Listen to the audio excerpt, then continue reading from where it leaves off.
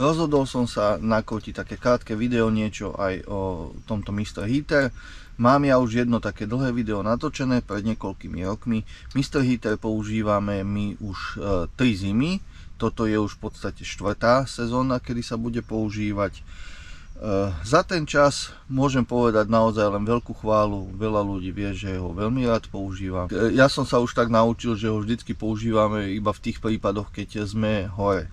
Nespíme pri tom. Proste je to plyn, netreba veriť takýmto veciam. Viem, poznám veľmi veľa ľudí, ktorí pri tom aj bežne spávajú. Ja osobne by som nemal odvahu. Ja radšej už dobre si to vykúrim, takto keď sedíme v kreslách v bývaku so Slavkou, tak máme teplúčko a keď už ideme spať, tak normálne to vypneme, dám to von z bývaku úplne mimo radšej, aj fľašu, aj celú mašinku a zabalíme sa do spacákov a ideme spať. No, čo by som chcel povedať po tých rokoch, ako môžete vidieť, vlastne ten Mr. Heater už vyzerá v mojom podaní dosť tak zničenie, už aj tuto taký opálený, tu mi už začína trošku aj hrdzavieť, ale vidíte, tu je to už aj také ošúpané všelijaké, ale jeho funkčnosť je stále dobrá.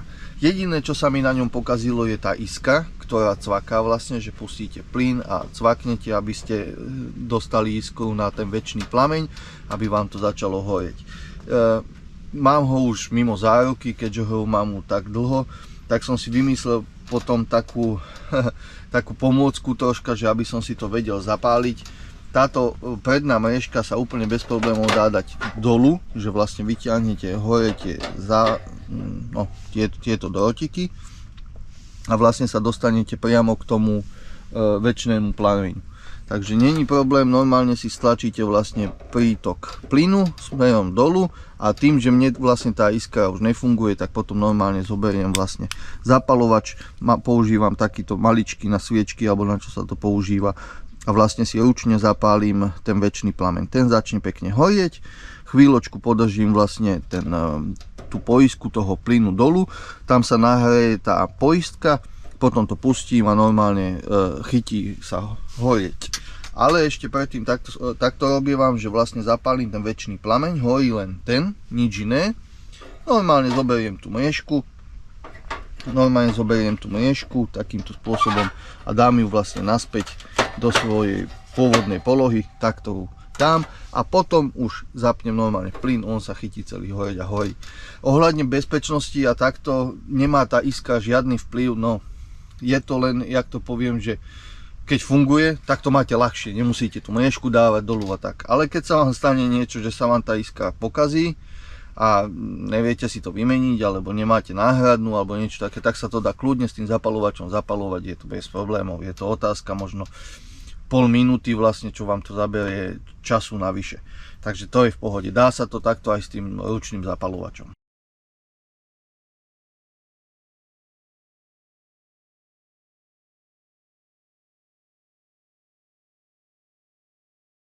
No a teraz prejdeme vlastne k tej veci, ktorá je podstata tohto celého videa a porozprávame si niečo o tom, že na čo si treba dávať veľké bacha. Počas dňa vlastne my, keď sme v bivaku, tak si takto kúrime, aby ste to videli aj v reále, ako to máme. Bombu mávam takto ďalej. Niektorí ľudia si dávajú tú bombu až úplne von, že cez dvere si vlastne dajú až tak, že by náhodou niečo povolilo. No ale čo som vám aj chcel povedať dôležitú vec, vždycky si dávajte pozor, tieto spoje, ako vám držia. Keď aj nejaký čas to používate a poviem, že nemanipulujete s tým, vždycky je dobré to proste skúsiť, že či to drží ako má, poriadne zaťahnuť. Doporučujem tieto redukcie všetko zaťahovať kľúčmi, nie že to len niekto dotiahne rukou a povie si, však to stačí.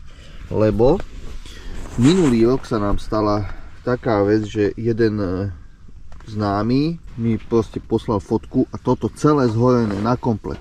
Normálne začalo im horeť, ale takým spôsobom, nebola to chyba ako stroja alebo mašiny, jak to povedať, ale bola to chyba toho, že táto redukcia bola nedostatočne zatiahnutá, vznikla netesnosť, odkiaľ unikal plyn. Ten plyn dostal oblúk, chytil sa vlastne tu začal horeť normálne plameň a toto celé zhorelo.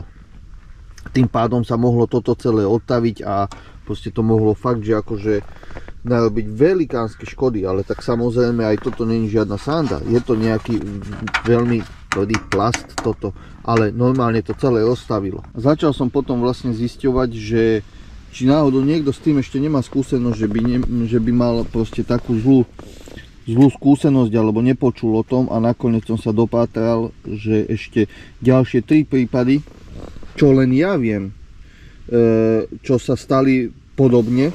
2 sa stali pri tých kúreniach meva, pri tých kriklavo zelených, a 1 sa stal takisto pri Mr. Heater. Ale ako zase zopakujem, není to chyba ako stroja, ale bola to chyba toho človeka, ktorý vlastne utiahol zle tú redukciu a odtiaľ vlastne unikal plyn. Takže na toto si dávajte veľké bacha, noste so sebou na ryby aj nejaké blicky alebo nejaké kľúče na to a vždycky si to skontrolujte, dávajte si na to pozor. Aj keď ste si istí, že ste to jedenkrát zatiahli, tak nebuďte si istí, že to proste tak vydržalo ďalší rok, alebo tak poviete si, však je to zatiahnuté. Radšej si to skontrolujte. Takto, keby to bol problém stroja, že by som sa bál, že voľačo vo vnútri vlastne sa pokazí a to spôsobí vlastne tú poruchu a ten únik plynu a podobne, tak ho nepoužívam. Proste tú mašinu by som určite nezapal niekde v bivaku, kde sedím pri nej, a neriskoval by som, že proste zhorí niečo, alebo sa otrovím, alebo ja neviem proste, ale nespím pri tom, ešte to upozorňujem, že my nikdy nespávame pri týchto plynových kúreniach, takže je to také, že dobre, je to stále pod dohľadom. Ale aj tak nikdy netreba riskovať, náhodou sa môže niečo stať a vyjdete von zdolávať rybu alebo niečo, proste začne to medzi tým nejako unikať alebo tak. Čo sa stalo aj tomu môjmu známemu, že oni si išli ráno, stali, vlastne naštartovali heater, išiel sa niečo vyčúrať alebo ja neviem, alebo vodu nabrať, už neviem presne, a ako sa vracal, tak už normálne veľký plameň išiel z toho, takže žiadna sranda. Skoro aj bivak zhorel a takto, ako nechcel by som to zažiť, poviem pravdu, takže treba si dávať na to bacha. Ďalšie, čo by som vám chcel povedať, čo vidíte aj u nás, nemáme podlahu. Zatiaľ není taká veľká zima vonku, že minusové teploty, že by som musel izolovať nejako ten bývak viacej, aby držalo tú teplotu. Predsa len cez zimu ide vlastne tá zima od tej zemi.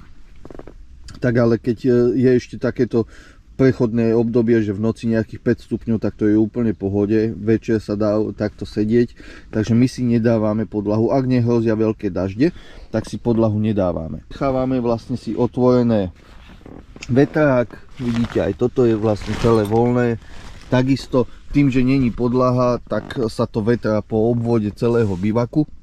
Tu je Slávka, by ste ju mohli vidieť.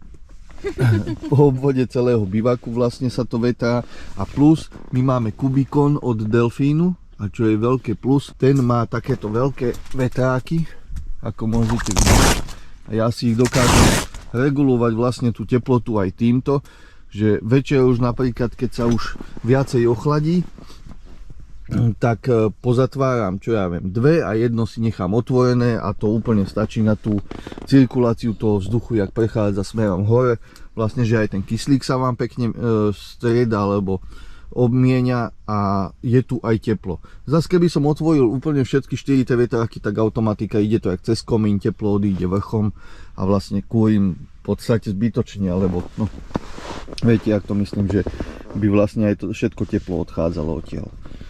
Takže aj k tomu si musíte takto prispôsobovať ten bivak, aby to bolo ideálne. A každý si nájde to svoje. Ja už viem aj pri delfíňackom bivaku C3 Klima Control, tam tiež už viem, že jak mám pootvárať, ktoré tie vetráky a tak, lebo tam sú tiež také vrchné vetráky spravené nad oknom a nad dverami.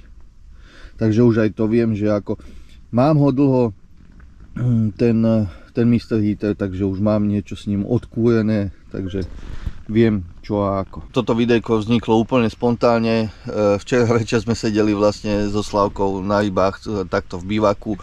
kúrili sme si tým Mr. Heaterom a natočil som storičko proste na Facebook, že máme toto a hneď mi prichádzali správy, že čo, jaká bezpečnosť, toto, jak som s tým spokojný a podobne, že ľudia majú o to záujem. Tak aj preto som sa rozhodol po tých rokoch používania tohto plynového ohrievača, že vám natočím ešte recenziu vlastne, že ako to funguje po takom čase, že či tam je niečo zlé, čo by som akože jak to poviem, vytkol tomu, ale ako ste mohli vidieť, ja som s tým stále spokojný. Keby som nebol s tým spokojný, tak to nepoužívam. Pred niekoľkými rokmi som natočil video ohľadne recenzie alebo zrovnania tohto plynového kúrenia a takisto bufíka, čo je vlastne teplovzdušné kúrenie. Tak mám o tom jedno video, ak budete chcieť, nájdete ho na mojom YouTube. Pardon, že mám teraz také oči, ale kýchol som si.